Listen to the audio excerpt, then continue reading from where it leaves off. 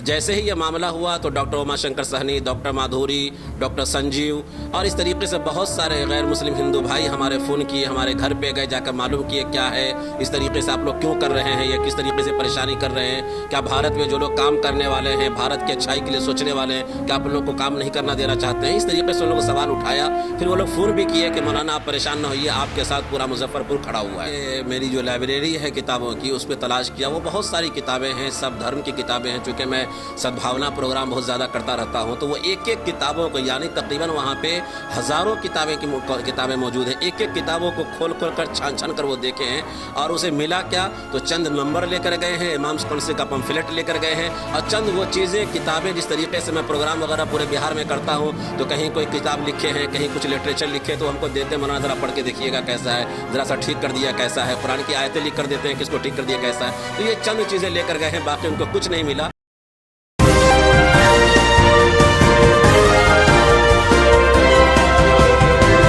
पल न्यूज़ से मैं हूं आपके साथ नदीम अकरम।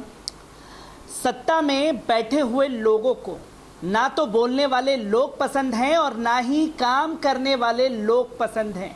अगर कोई बोलेगा तो उसकी आवाज़ को दबा दिया जाएगा, या अगर कोई काम करेगा तो उसे तमाम आरोप लगा करके जेल की सलाखों के पीछे डालने का काम किया जाता है। क्योंकि आज सुबह से ही नेशनल टेलीविज़न की बात अगर की जाए तो एक हल्ला मचा हुआ है, और वो हल्ला ये मचाया जा रहा है कि साहब पीएफआई के आतंकी संगठन, ये शब्दों का इस्तेमाल करके बताने की कोशिश की जा रही है कि साहब जिन लोगों के घर पर आज छापेमारी हो रही है वही लोग आतंकी संगठन से जुड़े हुए हैं। आखिरकार सिर्फ एनआईए छापेमारी के लिए पहुंची है। एनआईए ने भी ये डिक्लेयर नहीं किया है, पर हमारी गोदी मीडिया जो है उसने ये डिक्लेयर कर दिया है कि साहब जिनके लोगों के भी घर पर छापेमारी हुई है वो आतंकी कनेक्शन से जुड़े हुए हैं। इसी में से एक नाम है मुफ्ती इकरामुद्दीन साहब का, जो कि इस वक्त हमारे साथ हैं, क्योंकि एनआईए सुबह 7:20 पर इनके घर में दाखिल होती है और 3:30 बजे तक छापेमारी करती है। और जब सबूत देखने की या दिखाने की बात आती है तो सबूत क्या मिले वो किसी को नहीं पता, पर मीडिया बता रहा है कि साहब आतंकी कनेक्शन इन लोगों का है। तो मुफ्ती साहब हमारे साथ मौजूद हैं। किस तरीके से एनआईए ने कोई नोटिस दिया या पहले से खबर थी कि वो आएंगे छापेमारी करेंगे, और ऐसा आपने अपने घर में क्या छुपा रखा है कि 7 से 8 घंटे का समय लग गया एनआईए को ढूंढने के लिए? सबसे पहले तो मैं पल न्यूज़ का बहुत बहुत शुक्रिया अदा करता हूं कि आपने एक हक़ की आवाज़ उठाने की कोशिश की है। दरअसल ये है कि अब तक हमें कुछ भी पता नहीं था, न कोई ख़बर थी, न कोई नोटिस था। अचानक जो है मुझे एक मौलाना है, एक साथी मेरे जानने वाले मुजफ्फरपुर के, उन्होंने मुझे फ़ोन किया, मौलाना आपके घर पे छापामारी हो रही है, मुझे मालूम चला, आप कहाँ हैं? मैंने कहा मैं तो दिल्ली में हूँ। तो फिर मैं जब घर फ़ोन किया तो घर से कोई फ़ोन नहीं उठा रहे हैं। फिर दूसरे को फ़ोन किया तो मालूम चला हाँ मेरे घर पे छापामारी हो रही है। और तकरीबन ये 7:30 से लेकर 3:30 तक वो लोग वहाँ थे मौजूद, और पूरी गली को बंद करके वो लोग छापेमारी किए। गली के लोग, पूरी गली को सील करके फिर ये छापेमारी हुई है। किस तरीके के सवाल कुछ पता लगा कि परिवार वाले किस हालात में हैं? क्या सवाल पूछे गए? आखिरकार ऐसी क्या वो चीज़ थी जिसे वो ढूंढने के लिए आपके पास पहुंचे थे? घर वाले से कुछ भी नहीं पूछे हैं, वो गली वाले से भी कुछ भी नहीं पूछे हैं। वो सीधा पहुँचे हैं, और पहुँचने के बाद वो कहते हैं कि भाई मुझे घर में जो है चेकिंग करनी है। तो मेरी भाभी हैं जो ऊपर रहती हैं, रूम मालकिन है वो हमारी, तो वो आई हैं और आकर बात की हैं, आप ऐसे कैसे छापा मार सकते हैं, यहाँ घर वाले मौजूद नहीं, वो बाहर हैं, उनके गैर मौजूद नहीं कर सकते हैं आप। उन्होंने कहा नहीं, मुझे एक जिम्मेदारी दी गई है इसलिए मैं वहाँ ऐसा करूँगा। फिर उनको परमिशन दी गई, वो लोग अंदर गए और पूरे रूम को जो है तकरीबन हर तरीके से वो जितना कोशिश कर सकते थे वो हर तरीके से कोशिश किए, कुछ मिले, लेकिन वहाँ कुछ है ही नहीं। इस तरीके से फिर वो वापस चले गए। एनआईए की टीम में कितने अधिकारी पहुंचे हुए थे घर पर, जिसके बारे में कोई जानकारी मिल पाई हो? अंदर 7 लोग गए हुए थे, और बाहर जो लोग थे बहुत सारे लोग थे, बाहर पुलिस वाले, फौजी सब लोग थे। अंदर 7 लोग गए थे। अंदर जो है घर में 7 लोग गए थे, क्योंकि आप ऑल इंडिया इमाम काउंसिल से भी जुड़े हुए हैं, लगातार जो है रडार पर रहता है। ऑल इंडिया इमाम काउंसिल को कभी पॉपुलर फ्रंट ऑफ इंडिया से जोड़ने की कोशिश की जाती है, तमाम तस्वीरें दिखाने की आज मीडिया में कोशिश की जा रही है। जो आरोप लगाए जा रहे हैं उन आरोपों की आखिरकार सच्चाई क्या है? कि ऑल इंडिया इमाम्स काउंसिल का पीएफआई से कोई ताल्लुक़ नहीं है। ऑल इंडिया इमाम्स काउंसिल खुद एक रजिस्टर जो है तंजीम है और पिछले 12 सालों से पूरे भारत में बहुत जमकर वो उलमा को उस सतह से उठाने की कोशिश कर रहे हैं जिस जगह पे हैं, और वो इस बात की कोशिश कर रहे हैं कि उलमा को ऐसा आलिम बनाया जाए कि वो फिर से अबुल कलाम आज़ाद और मौलाना हुसैन अहमद मदनी, मौलाना महमूद हसन देवबंदी, ऐसे मौलाना जौहर आज़ाद, अबुल कलाम आज़ाद, इस तरीके के नमूने उलमा को पैदा किया जाए। ऑल इंडिया इमाम्स काउंसिल इसी फ़िक्र को लेकर पूरे भारत के उलमा को उठाने की कोशिश कर रहे हैं। क्योंकि आप ज़मीनी स्तर पर भी वहाँ के लोगों से जुड़े हुए हैं, मुस्लिमों के लिए भी काम किया है तो गैर मुस्लिमों के लिए भी काम किया है। किन किन लोगों के फ़ोन कॉल आए जैसे ही पता लगा कि घर पर छापेमारी हुई है, लोगों का रिएक्शन क्या है वहाँ के लोगों का आप लोगों के साथ? जैसे ही मेरे घर पे छापा मारा है तो चूँकि मैं तकरीबन पिछले 4 सालों से लगातार हर तरीके से एक्टिविटी में और रफ़ाही काम में, भूखों को खिलाना, गरीबों को पहनाना, हॉस्पिटल में ले जाकर फल देना, इसी तरीके से ब्लड डोनेशन करना और ऑक्सीजन का इंतज़ाम करना, ये इनमें वहाँ के दरोगा, वहाँ के एसएसपी, वहाँ के एमएलए सब लोग हमारे साथ ताउन करते हैं। जैसे ही ये मामला हुआ तो डॉक्टर उमाशंकर सहनी, डॉक्टर माधुरी, डॉक्टर संजीव और इस तरीके से बहुत सारे गैर मुस्लिम हिंदू भाई हमारे फ़ोन किए, हमारे घर पे गए, जाकर मालूम किए क्या है, इस तरीके से आप लोग क्यों कर रहे हैं, या किस तरीके से परेशानी कर रहे हैं, क्या भारत में जो लोग काम करने वाले हैं, भारत की अच्छाई के लिए सोचने वाले हैं, क्या आप लोगों को काम नहीं करना देना चाहते हैं। इस तरीके से उन लोगों को सवाल उठाया। फिर वो लोग फ़ोन भी किए कि मौलाना आप परेशान न होइए, आपके साथ पूरा मुजफ्फरपुर खड़ा हुआ है। ये एक्सक्लूसिव इंटरव्यू सिर्फ ये बताने के लिए है कि मीडिया जो ये बता रहा था कि आतंकी संगठन से ताल्लुक़ है, आतंकी संगठन से तार एनआईए भी साबित नहीं कर पाया है। मीडिया सिर्फ हल्ला मचा रहा है और परिवार के साथ में, मौलाना के साथ में गैर मुस्लिम भाई जो है हमारे वो भी खड़े हुए थे, क्योंकि ये सबूतों के आधार पर बात की जा रही है। ऐसी क्या वो चीज़ है जिसके चलते बार बार जो है रडार पर रखा जाता है, पीएफआई से जोड़ करके छापेमारी हर बार हो रही है पर कुछ हाथ नहीं लग रहा?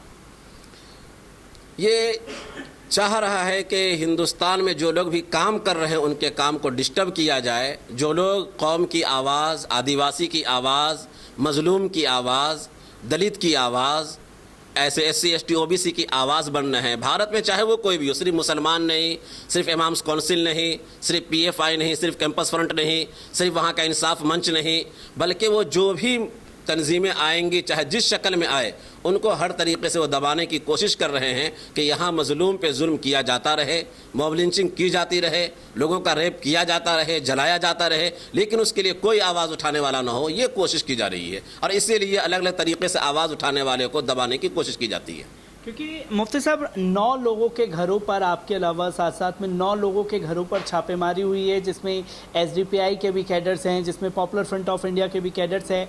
ये किस तरीके की छापेमारी है? क्या उन लोगों से कोई ताल्लुक़ है? क्योंकि ये सबूत के आधार पर NIA आपके घर पहुंचा के कहीं ना कोई लिंक मिले, वो लिंक ऐसा क्या है और क्या किस चीज़ का डर है आपसे आखिरकार? ये एक बात तो ओपन है कि मैं वहाँ एक इस्लामिक स्कॉलर के तौर पर और स्पीकर के तौर पर और एक्टिविस्ट के तौर पर हूँ, तो पूरे बिहार में मैं घूमता हूँ।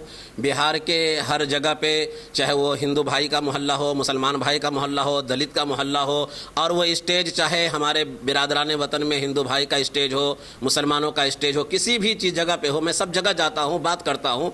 तो इसलिए मुझसे वहाँ 1-2 नहीं बल्कि दसियों हज़ार लोगों का मेरे पास भी नंबर है और मेरा लाखों के पास नंबर है। लोग मुझे फ़ोन भी करते रहते हैं, हर तंजीम के लोगों का मेरे से ताल्लुक़ है। चूँकि मैं घूमता फिरता रहता हूँ, मैं काम ही हूँ वर्क करने वाला आदमी, तो इसलिए मेरा सबसे ताल्लुक़ है। अब बाकी रही बात कि तंजीम PFI से क्या ताल्लुक़ है, PFI से मेरा कोई ताल्लुक़ नहीं है, इसलिए कि मैं सिर्फ और सिर्फ इमाम्स काउंसिल का मेंबर हूँ और वहाँ काम कर रहा हूँ उसके लिए। और लेकिन वो उसके नाम पे ये कोशिश कर रहे हैं कि इसको भी कोई तरह जोड़ दिया जाए, चूँकि ये बिहार के जिम्मेदार हैं, इसको किस तरह जोड़ दिया जाए इमाम्स काउंसिल को, ये कोशिश की जा रही है। ये कोशिश की जा रही है क्योंकि आज जो छापेमारी हुई पुलिस प्रशासन से, जैसे कि आपने बताया कई सालों से आप वहाँ पर ज़मीनी स्तर पर काम कर रहे हैं, पुलिस प्रशासन को इत्तला रहती होगी, कभी पुलिस प्रशासन की तरफ से कोई प्रेशर या दबाव बनाने की कोशिश की गई हो आप पर? पुलिस वालों का रवैया आपके साथ कैसा है? क्योंकि इन चीज़ों के बारे में बात नहीं की जा रही। पुलिस प्रशासन का वहाँ पे या डॉक्टरों का वहाँ पे या जितने भी हिंदू भाई एक्टिविस्ट हैं या पंडित जी हैं, इन लोगों का हमारे साथ एक भाई जैसा रवैया है। और जब कोरोना का मामला था तो वहाँ के पुलिस वाले, वहाँ के ज़िम्मेदार लोग तो ऑक्सीजन अपनी गाड़ी में ला कर हमारे पास जमा किए हैं, जहाँ से हम ऑक्सीजन डोनेशन दिए हैं, लोगों को बांटे हैं, वहाँ पर लाकर दवाई दिए हैं। फर्स्ट जो है इसमें फर्स्ट इसमें कोरोना के टाइम में जब हम लोग काम कर रहे थे तो जगह जगह से जो लोग बिहार आ रहे थे उनको खिलाना पिलाना का काम हो रहा था। उस वक्त वहाँ की 4-5 थाने की पुलिस वाले हमारे साथ खड़े हुए थे और उनको भी हम लोग दोपहर में खाना खिला रहे थे पूरे मुजफ्फरपुर में। ये हम लोग कोशिश कर रहे थे।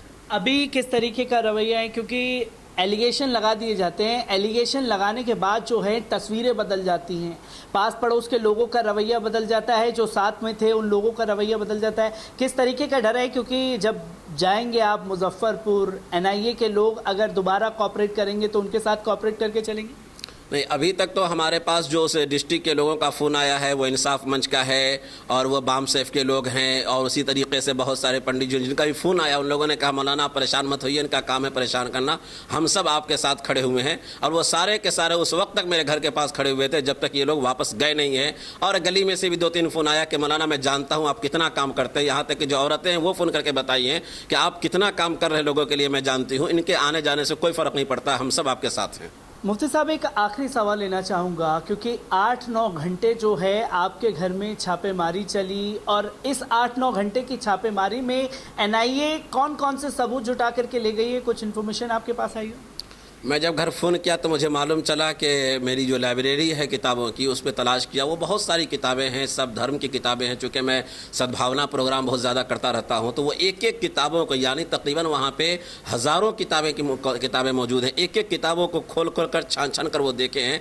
और उसे मिला क्या तो चंद नंबर लेकर गए हैं, इमाम कौंसिल का पम्फलेट लेकर गए हैं और चंद वो चीज़ें किताबें, जिस तरीके से मैं प्रोग्राम वगैरह पूरे बिहार में करता हूँ तो कहीं कोई किताब लिखे हैं, कहीं कुछ लिटरेचर लिखे तो हमको देते हैं, मौलाना ज़रा पढ़ के देखिएगा कैसा है, ज़रा सा ठीक कर दिया कैसा है, कुरान की आयतें लिख कर देते हैं किसको ठीक कर दिया कैसा है। तो ये चंद चीज़ें लेकर गए हैं, बाकी उनको कुछ नहीं मिला। तो वो कोशिश कर रहे थे किताबों में से कुछ मिल जाएगा, लेकिन वो सारी किताबें जो है वो मुख्तलिफ धर्मों पे जो हमारे पास मौजूद थी, हिंदू धर्म पे, मुसलमान धर्म पे, सिख धर्म पे और जो है दूसरे धर्मों पे, वो सारी किताबें थी। वो पूरा छानबीन का चंद नंबर लेकर वापस गए हैं वहाँ से। एक लैपटॉप जो तकरीबन 2 साल से रिटायर्ड पड़ा हुआ है टूटा फूटा, उसे लेकर गए हैं वो।